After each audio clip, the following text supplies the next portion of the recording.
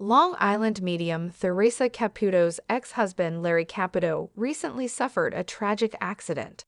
His second wife, Connie Talley, beat him, resulting in a fractured left rib and hospitalization.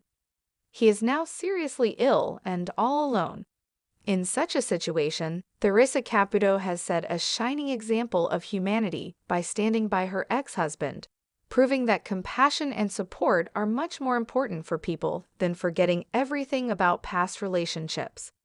It had been years since Theresa Caputo had parted ways with her ex-husband Larry. Their divorce had been a quiet affair, a painful chapter they had both moved past. Larry had eventually remarried, finding a new companion in Connie Talley, a woman with a fiery temper. Theresa, having found peace with herself, never looked back, focusing on her life and work as the famous Long Island medium. However, one evening, an unexpected phone call shattered her routine. It was a call from a hospital, and the news was hard to digest. Larry had suffered a tragic accident at home.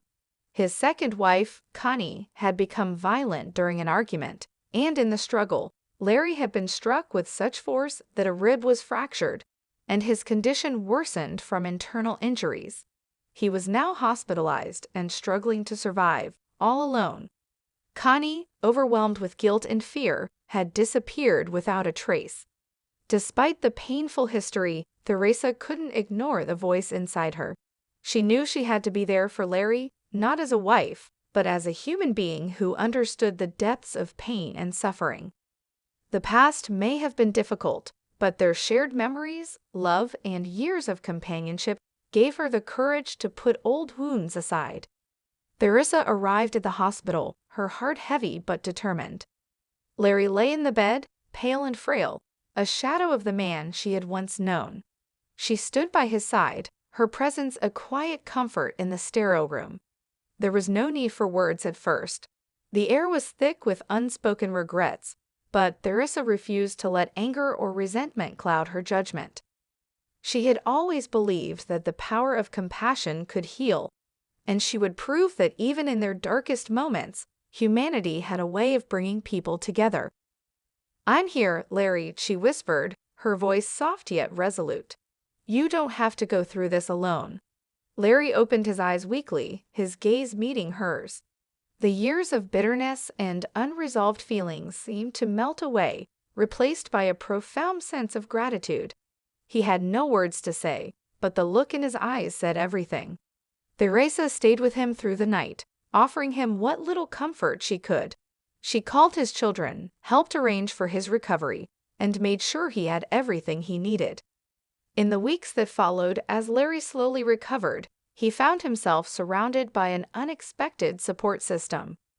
Theresa visited regularly, providing not just physical care but emotional healing, reminding him that despite their differences, kindness and compassion could transcend all things. They shared stories of their past, laughed at the good memories, and sometimes cried over the bad. But through it all, they had rediscovered something essential: human connection. Theresa's actions spoke louder than any words could. She had shown the world that even when things fall apart, there's always room for forgiveness, for understanding, and for love.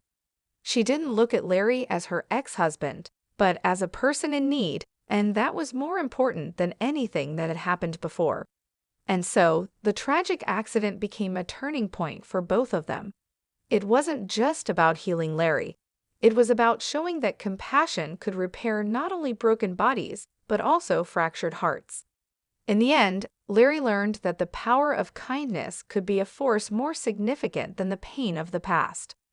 Theresa had taught him that true strength lies not in forgetting the past, but in using it to make the present better for everyone. In the quiet moments of their reconciliation, they both realized that humanity's greatest gift is the ability to forgive, to move forward, and to support one another, no matter the past. However, Theresa Caputo, the well-known Long Island medium, was sitting at her dining table, sipping her tea when a sudden chill washed over the room. It wasn't the kind of chill that comes from a draft. This one felt different, unsettling. Theresa felt her stomach tighten as she stared into the empty space ahead, a silent recognition growing inside her. Suddenly, a voice echoed in her mind, a whisper that felt distant but sharp. "I didn't deserve this. Please tell them I didn't deserve it." Theresa's heart skipped a beat. She closed her eyes, taking a deep breath to center herself. She felt the spirit grow stronger, a woman with sorrowful eyes and an air of fear surrounding her. Opening her eyes, Theresa spoke aloud. "I'm connecting with a woman. She's here with me now. She's telling me that she didn't deserve what happened to her, that her life was taken from her in a violent way." The room seemed to grow colder still as Theresa reached out to the spirit, trying to make a connection. "Can you tell me your name?" Theresa asked, her voice calm but firm. The spirit responded with a soft whisper, "Emily." "Emily," Theresa repeated. "Can you tell me what happened to you?" A flash of images filled Theresa's mind. Blurred figures, a confrontation, a struggle. Emily's energy was filled with fear and sadness, but also confusion. It was as if she couldn't understand how she had ended up in this situation. I was in the wrong place at the wrong time," Emily's voice echoed, and Theresa could feel the pain in her words. "He said he loved me, but I didn't know what that meant. He attacked me. I fought back, but I didn't make it." Theresa gasped, her hands shaking slightly. The intensity of the message was overwhelming. "Emily, I'm so sorry," Theresa whispered. "You didn't deserve this. But I want you to know, you're not alone now. You're safe."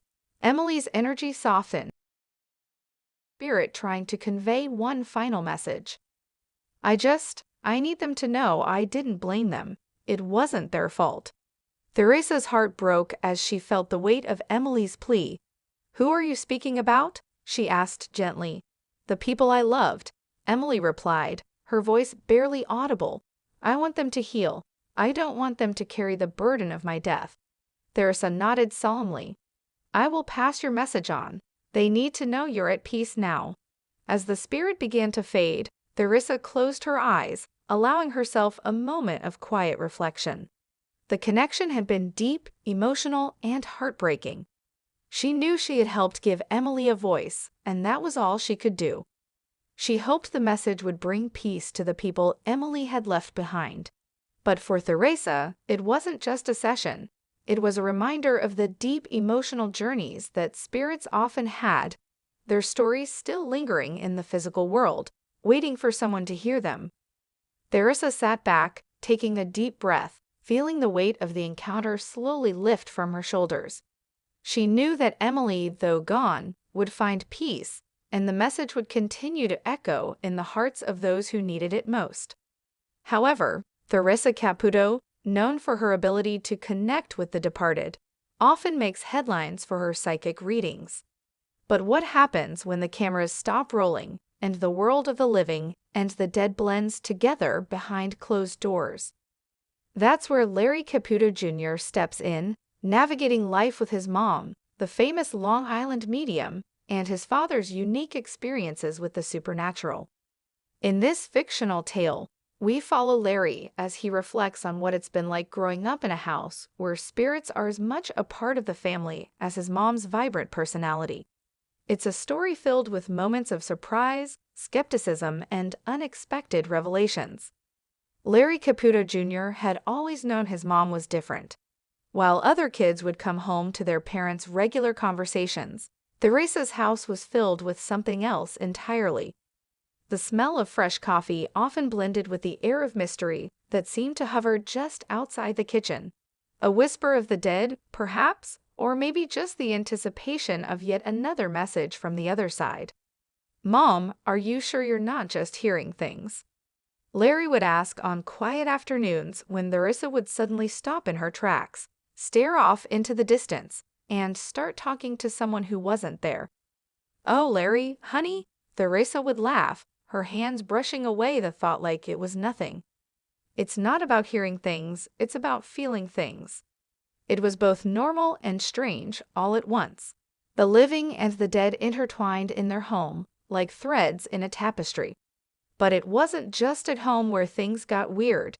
In school, Larry found himself the subject of many curious stares.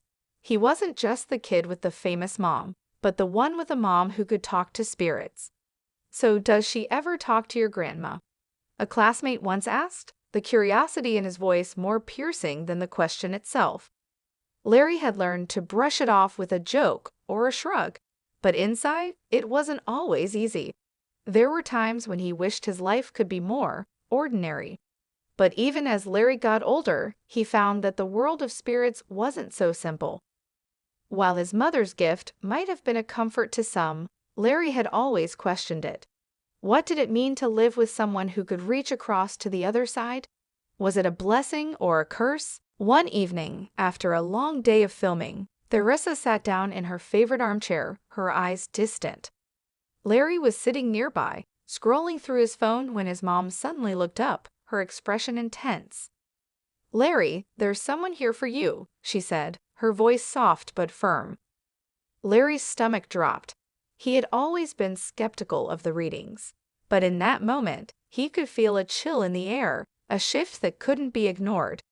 "It's your great-grandfather," she said, eyes locking onto his. "He's trying to tell you something." Larry froze, his phone slipping from his hands. He'd never met his great-grandfather, but he knew his story. The man had passed away before Larry was born, and yet here he was, speaking to his mother as if it was the most natural thing in the world. "You need to stop doubting yourself," Theresa continued, "and trust your instincts more." Larry, unable to find words, sat in stunned silence. His mom had always spoken to spirits, but never in a way that felt so personal. It wasn't just about the messages for others. It was a direct connection to his own life, something he couldn't easily dismiss. After the encounter, Larry found himself deep in thought. Was his mom's gift just for helping others, or was there something more to it? Could his own intuition hold power that he had never considered?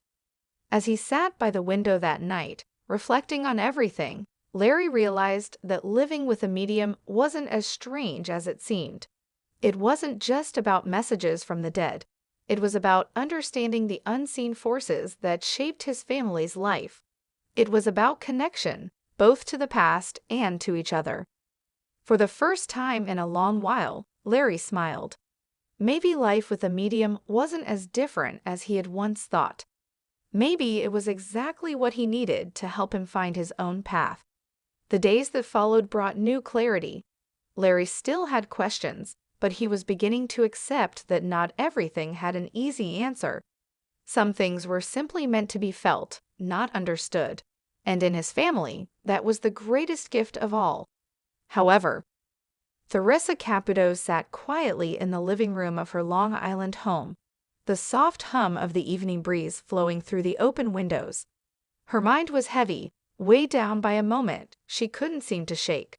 Her best friend, Lisa, had just been diagnosed with cancer. It felt surreal, like a cruel twist of fate. She had always been the one to offer guidance, to comfort others, to lift spirits with her unique gift of mediumship.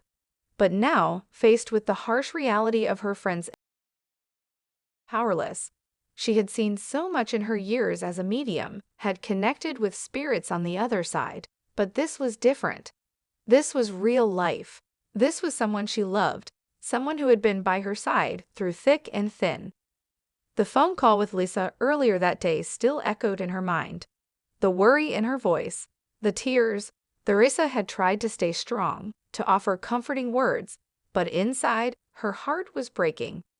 "How do I help her through this?" she thought. "How do I face this when I feel so lost myself?" The thought of losing Lisa terrified her, and for the first time in a long while, Theresa didn't know what to say or do. She had always been the one to see signs, to feel the presence of those beyond the physical world. But in this moment, it felt as though even her gifts couldn't ease the pain of watching her friend suffer. As Theresa sat there, her mind swirled with emotions. She closed her eyes, took a deep breath, and let herself feel everything: the fear, the sadness, the helplessness. For the first time in ages, she allowed herself to be vulnerable, to experience the raw, unfiltered reality of being human. She wasn't just Theresa the medium. She was Theresa the friend, the woman with a heart full of love, fear, and hope. Suddenly, the familiar sensation washed over her, the tingling energy, the soft whispers from the other side. The message, clear and distinct. Tell her to fight. Tell her to stay strong. Tell her that she's not alone. Theresa's eyes fluttered open, a tear slipping down her cheek. It was a message from the universe, a reminder that even in the darkest moments, there is always hope. She smiled softly to herself and grabbed her phone. She dialed Lisa's number and waited for the call to connect. When Lisa answered, her voice shaky but determined, Theresa spoke gently. "Lisa, I know this is hard, but I want you to know, you're not alone in this. I'm here for you. We're all here for you. And I know that you have the strength to fight this. You're stronger than you think." As she spoke, she felt a warmth in her chest, a sense of peace that had been missing all day. The weight on her heart began to lift, replaced with a deep, unshakable belief that Lisa would find the strength to face this challenge, just as Theresa would find the strength to support her through it. Sometimes, even a medium like Theresa needed to rely on something greater than herself.